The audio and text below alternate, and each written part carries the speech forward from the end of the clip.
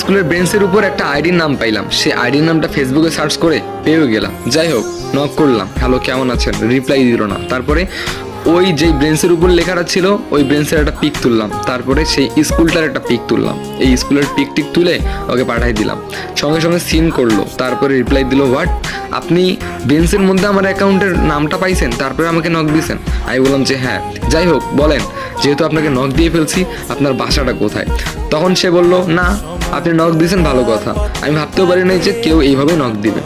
তো আপনি নক দিয়েছেন জন্য সেই জন্য আমাকে জিজ্ঞেস করবেন যে আমার বাসা কোথায়, আমার নাম কি, আমার বাবার নাম কি, আমি কোন ক্লাসে পড়ি, কী করবো না করবো, এগুলো আপনি প্রশ্নও করবেন আর আমি অ্যান্সার দিব, তাই না? মানে এটাই ভাবতেছেন। তখন আমি বললাম যে হ্যাঁ, কেন, পরিচয় তো হইতে পারি, তাই না? আমি আপনাকে নক দিলাম, ভাবতে পারেন যে আমি আপনার একজন ফ্যান। তখন সে বললো, হইছে হইছে, আমার আর ফ্যানটা নেওয়া লাগবো না। শুনেন, এখন আমি কোনো প্রশ্নের অ্যান্সার দিতে পারবো না, বাই। স্কুলে গিয়েছিলাম ঘুরতে, আসলে এটা রংপুরে। তো এখন ঘুরতে গিয়েছিলাম কিসের জন্য জানেন? ছোট বোন স্কুলে পড়ে, তো কোনো রকম করে দেখতে গিয়েছিলাম যে স্কুলটার কি অবস্থা। যাই হোক, প্রতিদিন দুই একবার করে নক দিতাম, রিপ্লাই দিত না অবশ্য। তারপরে একদিন কি হলো জানেন? আমার ছোট বোনকে নিয়ে গেলাম স্কুলে, তবে ওই স্কুলের মধ্যে ক্লাস 1 থেকে একবারে ইন্টার সেকেন্ড ইয়ার পর্যন্ত আছে। আর আমি জানি না যেই মেয়েটাকে আমি নক করছি সেই মেয়েটা কোন ক্লাসে পড়ে। ছোট বোনকে নিয়ে গেলাম, আর আমার ছোট বোন ক্লাস 3-তে পড়ে। ছোট বোনকে ক্লাসে বসিয়ে দিয়ে আমি মাঝে সাঝে স্কুলটা একটু ঘুরে ঘুরে দেখতাম, কিন্তু কখনো সন্দেহজনকভাবে কোনো মেয়েকে সন্দেহ লাগে নাই যে এই মেয়েটারই অ্যাকাউন্ট। কি আর করি, প্রতিদিন নক দিতাম, হালকা পাতলা রিপ্লাই দিত। তবে একদিন মাথার মধ্যে একটা বুদ্ধি আসলো, না, ছোট বোনকে একটা পিক দেখানো যাক। তারপরে ফেসবুক অ্যাকাউন্টে ঢুকে সেই মেয়েটার পিক দিয়ে দিলাম ছোট বোনকে। ছোট বোন দেখলো, দেখে বলল, এই আপু তো অনেকদিন থেকে আসে না। আমি বললাম যে ও, এই জন্য আমার চোখে পড়েও না আর কাউকে সন্দেহও লাগে না, কারণ স্কুলের মধ্যে অনেক মেয়ে আছে, বোরকা পরে আসে, কেউ কেউ মুখের মধ্যে মাস্ক পরে আসে, মুখ তো দেখাও যায় না। আর আমি অত পপুলারও নই যে চোখ দেখলেই বুঝে যাব কোনটাকে। যাই হোক, ছোট বোন চিনছে, কিন্তু মেয়েটা নাকি স্কুলে আসে না। একদিন মেসেজ দিলাম, আপনি স্কুলে আসেন না কেন? তারপরে দেখলাম সিন করে রিপ্লাই দিল, আমি স্কুলে যাই কি না যাই, আপনি কি আমাকে ফলো করেন? আমি বললাম যে হ্যাঁ, আমি আসলে মানে আপনাকে ফেসবুকে দেখলাম, তো কখন আর কি স্কুলে দেখা হয়নি। তখন মেয়েটা বলল, আসলে আমি স্কুল ছেড়ে দিয়েছি। আমি বললাম যে ও আচ্ছা, তাহলে চলেন একদিন মিট করি। তখন মেয়েটা বলল কি জানেন, আপনার সঙ্গে দেখা করার কোনো রকম ইচ্ছাই আমার নেই। আমি বললাম, আরে ভাই কেন রে ভাই, আমার ফেসবুক পিকটা দেখেন, আমি দেখতে কেমন, একটু দেখেন প্লিজ, একটু দেখেন। আপনি আমাকে ভালো করে দেখেনও নাই, আপনি আমার ভয়েসও শুনেন নাই, আপনি আইডিয়াও করতে পারতেছেন না যে আমি কেমন, কিন্তু আপনি মুখের উপর বলতেছেন যে আমার কোনো মানে টাইমই দিচ্ছেন না, আপনি আমাকে পাত্তাই দিচ্ছেন না। যাই হোক, মনে মনে ঠিক করলাম প্রতিদিন আরে নক দিন, একদিন না একদিন দেখা তো হইবই, সামনাসামনি দেখা করে একটা হলেও চা খেয়ে বিদায় দিয়ে আসবো, এইটাই আমার টার্গেট ছিল। প্রতিদিন মেসেজ দিতাম, সে সিন করতো, উড়াধুরা গালি দিত, রাগ হইতো, কি আর করার, আবারও নক দিতাম, কারণ আমার কেউ নাই। আর মেয়েটা ছিল একটু সহজ সরল, হুট করে রেগে যাইতো আর তার রাগ ভাঙাতাম আমি, খুব ভালো লাগতো। প্রতিদিন নক দিতাম।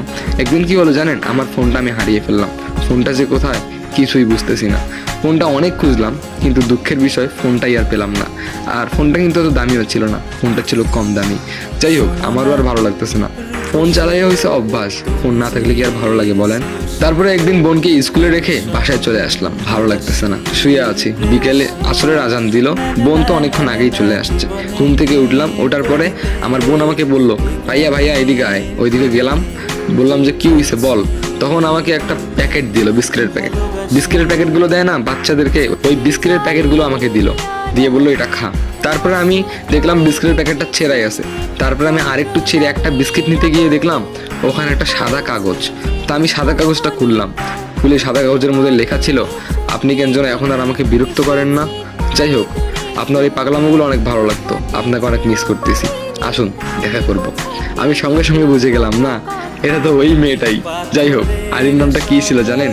মায়াবী চোখ আইডির নাম ছিল এটা। যাই হোক, আইডির নামটাও একটু রহস্যময়, তবে ওই মেয়েটার নাম কি এখনো আমি জানি না, আর আমার ছোট বোনও জানে না, কারণ ছোট বোনের সিনিয়র ওরা, আর আমার বোন ভয়ও পায় একটু একটু।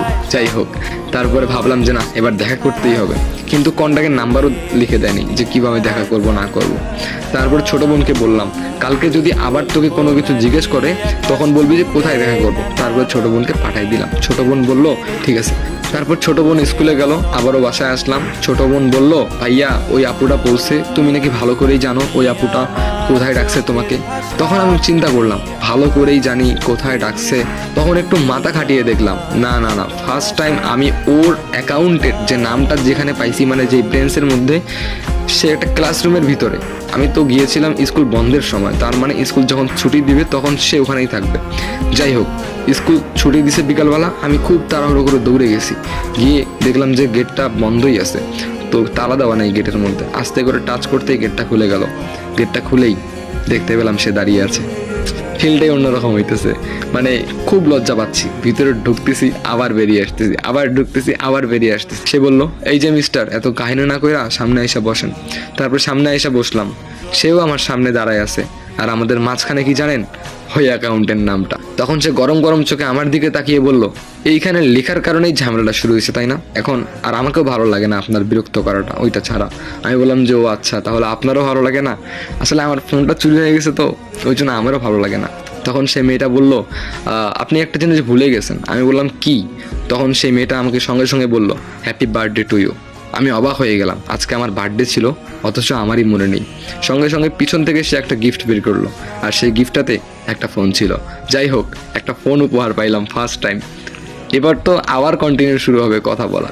তখন সে মেয়েটা আমাকে বলল, এবার তাহলে যাই, অনেক কথা হলো। আমি বললাম যে আচ্ছা ঠিক আছে, তবে এবার যদি মেসেজ দেই একটু দয়া করে রিপ্লাই দিন। তখন সে বলল, যদি রিপ্লাই না দিতাম তাহলে এই ফোনটা উপহার দিতাম না।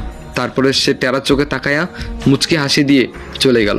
আমিও একদম গুলগুলে হয়ে গেলাম। তারপরে কি হলো জানেন? সো গাইস, বলুন গল্পটি কেমন লাগলো? আশা করি অনেক ভালো লাগছে। নেক্সট পার্ট চান কি চান না এটা কমেন্ট করে জানান। আর হ্যাঁ, প্লিজ শেয়ার চাই। ওকে।